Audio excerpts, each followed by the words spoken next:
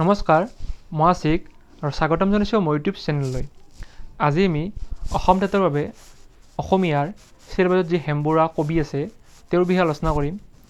তো ভিডিঅ'টো আৰম্ভ কৰাৰ আগতে মই কৈ থওঁ, ইয়াৰ আগতে মই যি অসমীয়াৰ ভিডিঅ' বনাইছিলোঁ অসম টেটৰ বাবে, তাত মই আন এগৰাকী অসমীয়া কবি ডক্টৰ নিৰ্মল প্ৰভা বৰদলৈৰ বিষয়ে আলোচনা কৰিছিলোঁ। তেওঁৰ ভিডিঅ'টো মই ডিছক্ৰিপশ্যনত লিংকত দি দিম, আপোনালোকে তাত যাই ডক্টৰ নিৰ্মল প্ৰভা বৰদলৈৰ বিষয়ে জানিব পাৰিব। আজিৰ ভিডিঅ'টোত আমি কবি হেমবুঢ়াৰ বিষয়ে আলোচনা কৰিম। কুৱেশ্যনবিলাক আপোনালোকক মই MCQ আগত নিদিম, ডাইৰেক্ট কুৱেশ্যনবিলাক দিম যিবিলাক মষ্ট ইম্পৰ্টেণ্ট হ'ব অসম টেটৰ বাবে। তো ভিডিঅ'টো আৰম্ভ কৰিছোঁ। হেমবুঢ়াৰ জন্ম হৈছিল 1915 চনত তেজপুৰত। তো তেজপুৰত 1915 চনত কবি হেমবুঢ়াৰ জন্ম হৈছিল। হেমবুঢ়াৰ পিতৃ আছিল বিনন্দৰাম বৰুৱা আৰু মাতৃ আছিল পদ্মালোচনী দেৱী। হেমবুঢ়া আধুনিক যুগৰ কবি। এইটো মনত ৰাখিবলগীয়া কথা যে হেমবুঢ়া হৈছে আধুনিক যুগৰ কবি। হেমবুঢ়াৰ যি প্ৰথম কবিতা পুথি আছিল সেইখনৰ নাম আছিল বালিচন্দা। এইটো ইম্পৰ্টেণ্ট যে হেমবুঢ়াৰ প্ৰথম কবিতা পুথিখনৰ নাম আছিল বালিচন্দা। এইটো কুৱেশ্যন প্ৰায়ে সোধে পৰীক্ষাবিলাকত, মনত ৰাখিব। তাৰোপৰি হেমবুঢ়াই ইংৰাজী ভাষাত ৰচিত বিখ্যাত গ্ৰন্থখন হ'ল the red river and the blue hill. হেমবুঢ়াৰ এখন ইংৰাজী ভাষাত ৰচিত বিখ্যাত গ্ৰন্থ আছিল যিখনৰ নাম আছিল the red river and the blue hill. হেমবুঢ়াৰ কবিতা পুথিকেইখন হ'ল বালিচন্দা, মনময়ূৰী আৰু হেমবুঢ়াৰ কবিতা। এইখিনি মনত ৰাখিব।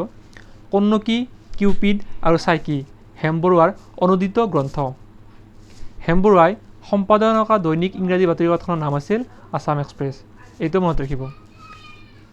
হেমবুঢ়াই জয়ন্তী নামৰ কাকতখনৰ যোগেদি কৰ্মজীৱন আৰম্ভ কৰিছিল। তো হেমবুঢ়াই সম্পাদনা কৰা দৈনিক ইংৰাজী বাতৰি কাকতখনৰ নাম আছিল আছাম এক্সপ্ৰেছ, কিন্তু হেমবুঢ়াই জয়ন্তী নামৰ বাতৰি কাকতখনৰ যোগেদি নিজৰ কৰ্মজীৱন আৰম্ভ কৰিছিল। হেমবুঢ়া এজন সুবক্তা আৰু কৃতি সংঘাত আছিল। হেমবুঢ়াই 1957 চনত 1962 চনত গুৱাহাটী লোকসভা সমষ্টিৰ পৰা আৰু 1967 চনত মংগলদৈ লোকসভা সমষ্টিৰ পৰা সংসদলৈ নিৰ্বাচিত হৈছিল, অৰ্থাৎ তেওঁ MP হিচাপে নিৰ্বাচিত হৈছিল। তাৰপিছত আহিছোঁ যে হেমবুঢ়াই সম্পাদনা কৰা আলোচনীখনৰ নাম আছিল পছোৱা। হেমবুঢ়াই যিখন আলোচনী সম্পাদনা কৰিছিল সেইখনৰ নাম আছিল পছোৱা।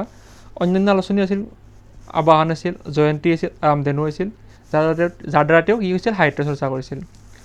হেমবুঢ়াৰ দ্বাৰা ৰচিত উল্লেখযোগ্য কবিতা পুথি হ'ল মমতাৰ চিঠি। এইটো ইম্পৰ্টেণ্ট কুৱেশ্যন, পৰীক্ষাত প্ৰায় সোধে। হেমবুঢ়াৰ দ্বাৰা ৰচিত উল্লেখযোগ্য কবিতা পুথি হ'ল মমতাৰ চিঠি। আধুনিক সাহিত্য, অসমীয়া সাহিত্য, ফ্লক ছংছ অফ ইণ্ডিয়া তেওঁৰ উল্লেখযোগ্য গ্ৰন্থ। এইটো ইম্পৰ্টেণ্ট। সাংসদ হৈ থকা কালত তেওঁ ভাৰতৰ প্ৰতিনিধি হিচাপে পৃথিৱীৰ বিভিন্ন ৰাষ্ট্ৰ ভ্ৰমণ কৰিছিল। ইয়াৰ ফলশ্ৰুতিত তেওঁ সাগৰ দেখিছা, ৰঙা কৰবীৰ ফুল, ইজৰাইল আদি ভ্ৰমণ কাহিনী লিখিছিল। অৰ্থাৎ তেওঁ যেতিয়া সাংসদ হৈছিল ভাৰতৰ, তেতিয়া তেওঁ বহুত ঠাই ভ্ৰমণ কৰিছিল। তেতিয়া তেওঁ কি লিখিছিল যে সাগৰ দেখিছা, ৰঙা কৰবীৰ ফুল, ইজৰাইল আদি ভ্ৰমণ কাহিনী লিখিছিল। 1966 চনত হেমবুঢ়াই ভাৰত চৰকাৰৰ উদ্যোগত প্ৰেৰিত এটা সংসদীয় দলত দক্ষিণ পূব এছিয়াৰ 5খন ৰাষ্ট্ৰ ভ্ৰমণ কৰি মেকং নৈ দেখিলোঁ নামৰ এখন ভ্ৰমণ কাহিনীও লিখিছিল। হেমবুঢ়াৰ 1977 চনত মৃত্যু হয়। হেমবুঢ়া গুৱাহাটী বি বৰুৱা কলেজৰ অধ্যক্ষও আছিল।